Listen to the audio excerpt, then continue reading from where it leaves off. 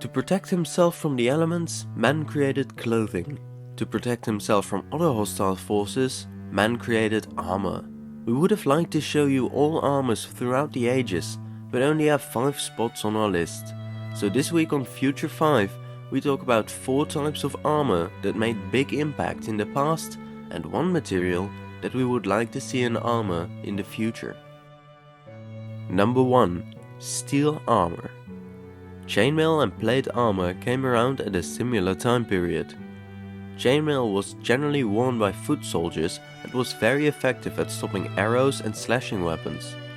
When piercing weapons became more popular, the soldiers needed to evolve to the changes of the battlefield, and that's when the first tank was born, plate armor, the human tank that became known as knights. Plate armor was effective against nearly all types of slashing and piercing weapons, only to eventually give way to weapons that were specially designed to penetrate the joints or crush helm and chest. Number 2. Soft armor. Soft armor's first recorded use was around what we consider the medieval era. Japanese armor was made from silk that was woven and stacked closely together. It was effective to stop low-velocity projectiles going under 400 feet per second. But since most firearms coming out since then shot rounds faster than that, people needed to find another more affordable material to replace silk. In 1931 and throughout World War II, flak jackets were developed. These jackets were very bulky and were only capable of stopping fragments. In the 1960s, new fabrics were discovered to have amazing ballistics properties, which gave birth to the amazing Kevlar ballistics fabric, which was invented in the 1970s and is still used in modern-day soft body armor. Number 3. Steel comes back. Although steel was used on plated vehicles, it wasn't until after the invention of Kevlar that a light enough plate of metal could be worth carrying without also rendering the soldier disabled. Steel plates were originally not used to stop bullets, but instead to dampen the shock that could often lead to broken ribs or damaged organs. A big problem came with using steel as an impact plate. The bullets that hit it would also fragment, which caused injuries to the person wearing it and those around them.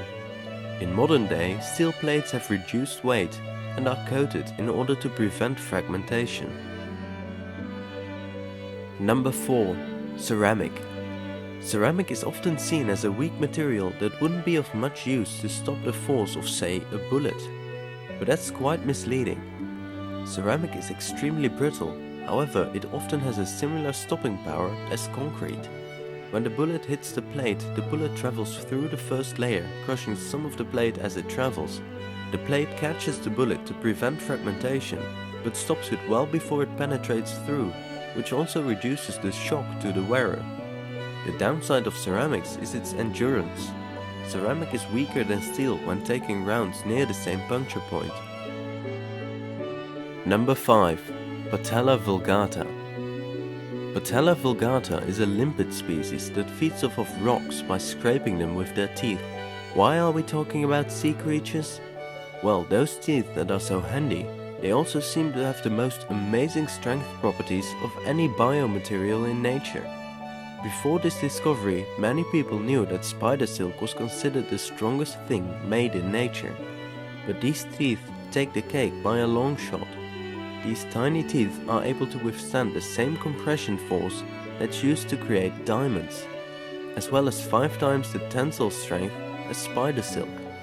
This of course makes this material much stronger than Kevlar and could possibly make for a great advancement in modern armor. And that concludes this week's episode of Future 5. Thank you for liking and sharing. If you want to protect yourself from missing the next episode, put on the special subscriber armor provided with subscribing to the channel. See you next week. Why are we talking about sea creatures and not a motorbike that just came by? Well,